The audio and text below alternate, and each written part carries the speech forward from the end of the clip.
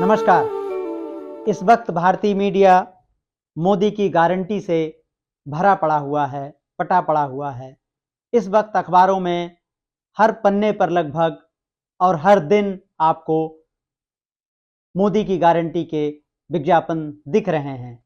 हिंदी के अखबार हों, अंग्रेजी के अखबार हों, सब मोदी की गारंटी से ही शुरू हो रहे हैं। सरकार की उपलब्धियों को गारंटी के रूप में सुनिश्चित किया जा रहा है। जगह जगह पर होर्डिंग लगे हुए हैं और डिजिटल में जैसे ही आप कोई भी खबर खोलते हैं आपको दिख जाती है कि मोदी की गारंटी, जिसमें पिछले 10 साल की उपलब्धियों का बखान किया जा रहा है। लेकिन इस बीच यह देखना महत्वपूर्ण है कि एक तरफ मोदी की गारंटी की धूम है, दूसरी तरफ हरियाणा, पंजाब से किसान किस बात के लिए प्रदर्शन करने पर मजबूर हैं। आखिर ऐसी क्या व्यवस्था है किसानों की कि उनको गोले खाने पड़ रहे हैं, हेलीकॉप्टर से आंसू गैस के गोले फेंके जा रहे हैं, उन पर तरह तरह के फायर किए जा रहे हैं और उनके ऊपर लाठियां बरसाई जा रही हैं और जवान एक तरफ, जनता एक तरफ। जनता के रास्ते में आपने देखा है कि किस तरह कीलें बिछाई जा रही हैं, किस तरह सीमेंट के बैरिकेड्स लगाए जा रहे हैं और किस तरह पुलिस और किसानों के बीच में मुठभेड़ हो रहा है। एक ऐसा अराजकता का वातावरण बन रहा है जिसमें शांतिपूर्ण तरीके से दिल्ली आ रहे किसानों के सामने ऐसी परेशानियां खड़ी की जा रही हैं जिससे किसान खलनायक के रूप में जनता के मन में अपनी छवि बना रहे हैं। मध्यम वर्ग लगातार यह महसूस कर रहा है कि किसानों के दिल्ली आने से उनके जीवन में संकट हो रहा है। मध्यम वर्ग को ये कौन समझा रहा है? वही मीडिया जिसकी हम लगातार इस चैनल पर बातचीत कर रहे हैं। तो यह समझना जरूरी है कि जब चारों तरफ गारंटी की धूम है तो फिर किसान किस गारंटी की बात कर रहे हैं और यह एमएसपी क्या है? आइए पहले इस अंतर को समझें। अभी किसान बात कर रहे हैं कि उनको एमएसपी की गारंटी वाला कानून चाहिए। इस वक्त देश में एमएसपी है। एमएसपी का मतलब है मिनिमम सपोर्ट प्राइस, जिसको हम हिंदी में कहते हैं न्यूनतम समर्थन मूल्य। यानी सरकार ने जिन 23 फसलों के लिए एमएसपी तय किया है उन पर सरकार बुआई के पहले ही एमएसपी की घोषणा कर देती है। यह योजना है। आप योजना और कानून के अंतर को समझें।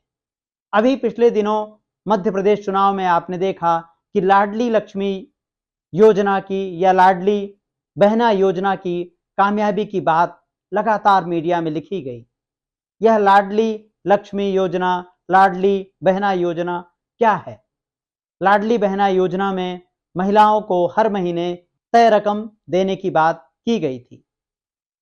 यह रकम शिवराज सिंह चौहान जब मुख्यमंत्री थे तो उन्होंने इसकी घोषणा की और ठीक चुनाव के पहले उन्होंने इसकी आखिरी किस्त ट्रांसफर किए गए। यह एक योजना थी। तो लाडली बहना एक योजना है और जब मुख्यमंत्री शिवराज सिंह चौहान को भारी बहुमत के बावजूद हटा दिया गया और नए मुख्यमंत्री आते हैं डॉक्टर मोहन यादव, तो वह इस योजना को ही एक प्रकार से खारिज कर देते हैं और जब मीडिया उनसे इस पर उनकी राय पूछता है तो वो इसको टाल देते हैं और कहते हैं अभी इसके लिए बजट नहीं है। तो लाडली बहना योजना एक योजना है। अब आप समझिए कि एमएसपी एक योजना है। इसके लिए किसान गारंटी की मांग कर रहे हैं क्योंकि उन्होंने देखा है कि किस तरीके से 2 साल पहले काले कृषि कानून लाए गए और उन कृषि कानूनों के जरिए किस तरह से सरकार पूरी खेती किसानी पर उद्योगपतियों को देने की तैयारी में थी। तो उसके बाद से किसानों के भीतर एक लगातार डर है। 2 साल पहले दिल्ली में हुए किसान आंदोलन के दबाव में सरकार ने कृषि कानून वापस लिए। वह कृषि कानून जब वापस लिए और आंदोलनकारी किसानों और सरकार के बीच में बातचीत हो रही थी तो उसमें इस बात का भरोसा दिलाया गया था कि उनकी दूसरी योजनाओं के साथ एमएसपी पर कानून बनाने की मांग भी मानी जाएगी। लेकिन 2 साल में बैठकों का दौर चलता रहा।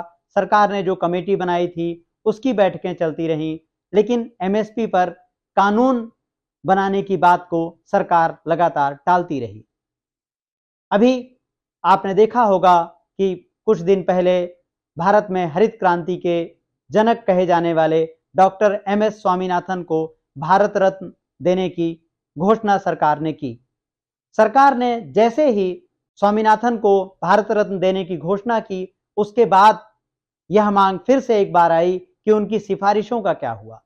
हम भारत में देख रहे हैं लगातार कि एक तरफ हम अच्छी बातें करते हैं, एक तरफ हम योजनाओं के प्रारूप लेकर आते हैं, लेकिन उनका क्रियान्वयन नहीं होता है। सारी की सारी अच्छी बातें अच्छे दिनों में तब्दील होने से पहले ही कागजों में अटक जाती हैं। इसलिए यह बहुत ज़रूरी था कि इसकी चर्चा की जाए कि जिन स्वामीनाथन को हम एक तरफ उनके काम को देखते हुए, हरित क्रांति में योगदान को देखते हुए और 2004 में उनकी अध्यक्षता में ही बनाई गई कमेटी की सिफारिशों को लागू करने की बात कर रहे हैं, उन्हीं स्वामीनाथन की सबसे महत्वपूर्ण बात कि एमएसपी पर कानून बनाया जाए, एमएसपी गारंटी कानून बने, उस पर सरकार एक कदम आगे नहीं बढ़ी। इसलिए किसानों को यह प्रदर्शन करना पड़ रहा है। तो बहुत ज़रूरी है कि हम इन दो चीज़ों के अंतर को समझें कि एमएसपी एक योजना है और किसान मांग कर रहे हैं कि उनको एमएसपी गारंटी कानून बने। अभी एमएसपी में सारी फसलें नहीं आती हैं, केवल 23 फसलें आती हैं और किसानों का डर यह है कि कभी भी आगे चलकर सरकार किसानों को एमएसपी देने से इनकार कर सकती है और उनके विरुद्ध जाकर फैसले कर सकती है। जैसा हमने कृषि कानूनों के समय देखा कि सरकार लगातार किस तरह से अड़ियल रवैये पर थी और अगर किसानों ने वह ऐतिहासिक आंदोलन नहीं किया होता तो किसी भी स्थिति में सरकार पीछे हटने को राजी नहीं थी, क्योंकि उसके ऊपर उद्योगपतियों का बहुत गहरा दबाव है। हमने देखा कि देश के अलग अलग हिस्सों में किस तरह से उद्योगपतियों ने भारी संख्या में कृषि जमीनों में निवेश करना शुरू कर दिया है, गोदाम बनने शुरू हो गए हैं। तो यह एक प्रकार की खेती को कॉरपोरेट कब्जे में देने की तैयारी थी, जो किसानों के ऐतिहासिक आंदोलन के कारण टला। तो अब जब किसान दिल्ली आना चाहते हैं और उन्होंने पहले से सूचित किया, तो क्या यह एक लोकतांत्रिक सरकार के लिए यह कोई बड़ा भारी काम नहीं होना चाहिए कि उनको तय जगह पर धरने प्रदर्शन की अनुमति दे दी जाए। लेकिन सरकार यह बताने को बिल्कुल राजी नहीं है कि उनको किस कानून के तहत रोका जा रहा है। आप देखें, हरियाणा बॉर्डर पर, पंजाब बॉर्डर पर आ रहे शांतिपूर्ण तरीके से आ रहे किसानों के रास्ते में किस किस तरह की समस्याएं पैदा की जा रही हैं। नागरिकों के लिए यह सबसे बड़ी चिंता है कि उनको सामान्य अहिंसक विरोध प्रदर्शनों से रोका जा रहा है। जब कभी नागरिकों को अहिंसक प्रदर्शनों से रोका जाएगा, निश्चित रूप से आंदोलन प्रदर्शन के हिंसक होने का खतरा बना रहता है। लोकतंत्र में सरकारों और नागरिकों के बीच जो रिश्ता है उसे हम कल्याणकारी राज्य के नाम से जानते हैं। नागरिकों को अहिंसक प्रदर्शनों से रोकना अपने उस वादे से पीछे हटना है जिसे हम कल्याणकारी राज्य कहते हैं। आइए हम आगे बढ़ने से पहले देखें कि डॉक्टर एमएस स्वामीनाथन की बेटी डॉक्टर मधुरा स्वामीनाथन ने उनके सम्मान में आयोजित डॉक्टर स्वामीनाथन के सम्मान में आयोजित कार्यक्रम में क्या कहा और किस तरह से अपनी पीड़ा व्यक्त की है। There are all kinds of things being done to prevent them. These are farmers. They are not criminals. I request all of you, the leading scientists of India,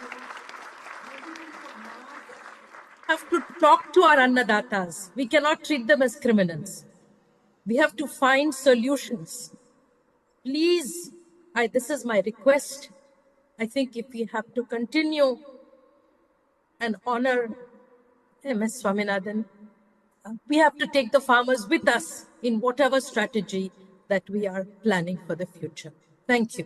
आपने देखा डॉक्टर मधुरा स्वामीनाथन ने कितनी भावुकता और कितनी संवेदनशीलता से कहा है कि अगर सचमुच में डॉक्टर स्वामीनाथन का हम सम्मान करना चाहते हैं तो हमें किसानों से अपराधियों की तरह व्यवहार करने से बचना होगा। यह बहुत जरूरी बात है कि एक तरफ हम डॉक्टर स्वामीनाथन का नाम लेकर तुष्टीकरण की राजनीति कर रहे हैं, यानी उनका नाम तो सरकार इस्तेमाल कर रही है लेकिन किसानों को कुछ दे नहीं रही। यह बिल्कुल विचित्र स्थिति है कि एक तरफ चौधरी चरण सिंह को भारत रत्न दिया जाता है क्योंकि वह सबसे बड़े किसानों के नेतृत्व करता थे, उन्होंने अपना जीवन किसानों के हक की लड़ाई के लिए दिया, लेकिन दूसरी तरफ सरकार के फैसले किसानों के विरुद्ध हैं, किसानों के विपरीत हैं। इसी तरह से हमने डॉक्टर एम.एस. स्वामीनाथन के बारे में देखा कि एक तरफ उनको भारत रत्न दिया जा रहा है ताकि दक्षिण भारत के मतदाताओं को प्रभावित किया जा सके और दूसरी तरफ उनकी नीतियों और उनकी अनुशंसाओं को ठंडे बस्ते में डाला जा रहा है। इस बीच कृषि मामलों के जानकार विशेषज्ञ देवेंद्र शर्मा का एक वीडियो बहुत चर्चा में है, हम चाहते हैं आप उसको भी सुने, जिसमें बहुत सरलता से वह समझा रहे हैं कि कैसे पिछले 10 साल में इस सरकार ने उद्योगपतियों के 13 लाख करोड़ रुपए माफ किए हैं।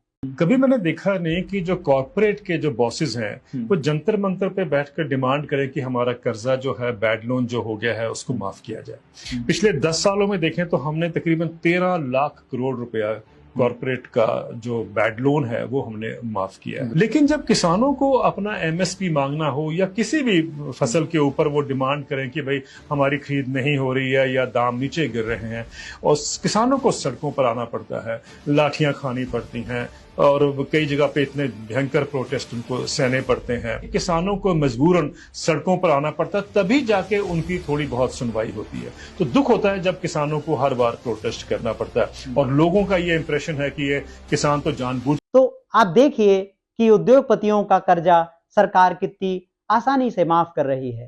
क्या आपने कभी देखा है कि किसानों की तरह उद्योगपतियों को भी धरना प्रदर्शन करना पड़े? बड़ी बड़ी कंपनियों के सीईओ और मालिक भी धरना प्रदर्शन करते हैं। तो जैसा देवेंद्र शर्मा बता रहे हैं उसी तरह की स्थिति पूरे देश में है।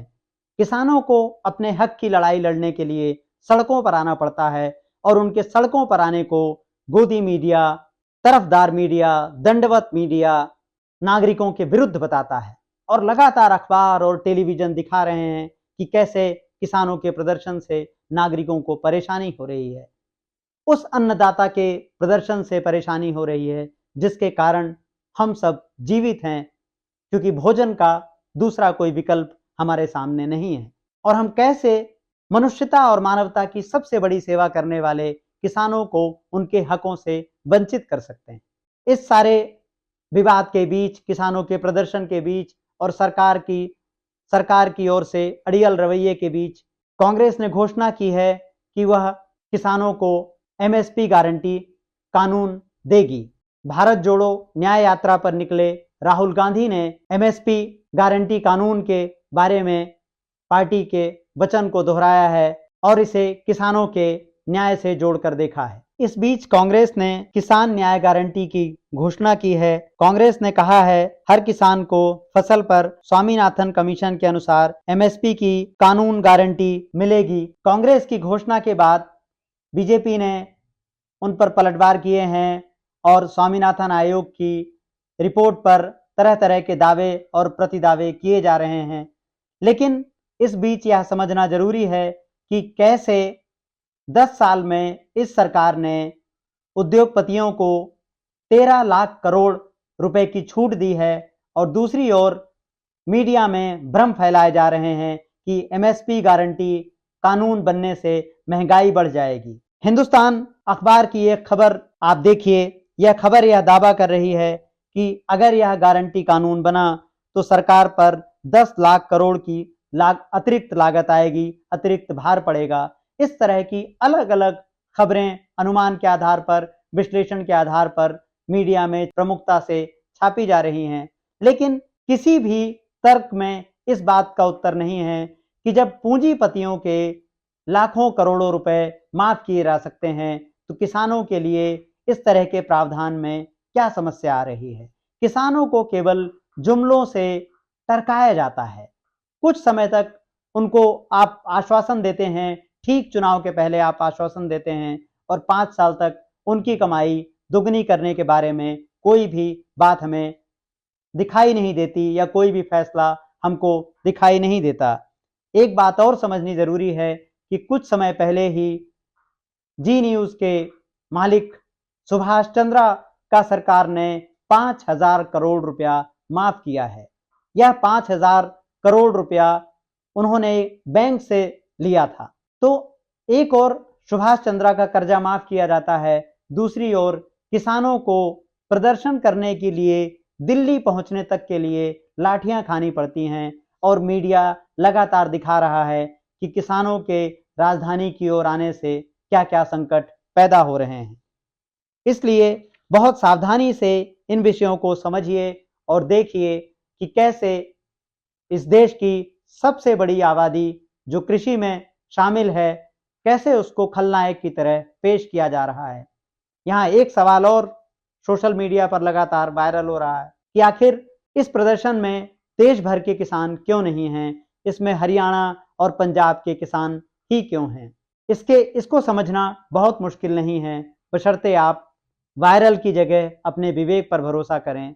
अगर आप सरकार के आंकड़ों को देखेंगे तो आपको पता चलेगा कि कृषि से होने वाली कमाई में पंजाब और हरियाणा सबसे आगे हैं। बाकी राज्यों की स्थिति लगातार दयनीय बनी हुई है और इसकी एक वजह यह भी है कि बाकी राज्यों के मुकाबले पंजाब और हरियाणा के किसान अपने हक के लिए अधिक सजग हैं और वह राजनीतिक पार्टियों पर या उनके विवेक पर निर्भर नहीं करते। इसलिए वो बार बार आते हैं और देश के दूसरे किसानों के हिस्से के लिए भी वह लाठी खाते हैं और उनके अधिकारों की मांग को आगे बढ़ाते हैं। इसलिए अगली बार जब आपको कभी इस विषय पर बहस करनी हो और बात करनी हो तो केवल आंकड़ों की बात ना देखें, यह देखें कि किसानों से किस तरह का बर्ताव किया जा रहा है और क्या यह वही लोक कल्याणकारी राज्य है, क्या वह वही लोकतंत्र है जिसमें सभी नागरिकों के लिए एक समान नियम, कायदे और अधिकारों की बात थी। या हम एक ऐसा देश बन गए हैं जहां पर पूंजीपतियों के लिए कोई दूसरा कानून है, उनके कर्जों के लिए दूसरा कानून है और नागरिकों के लिए, अन्नदाता के लिए कोई दूसरा कानून। नागरिक, संविधान और लोकतंत्र पर हमारे वीडियो देखने के लिए इस चैनल को लाइक करें, सब्सक्राइब करें।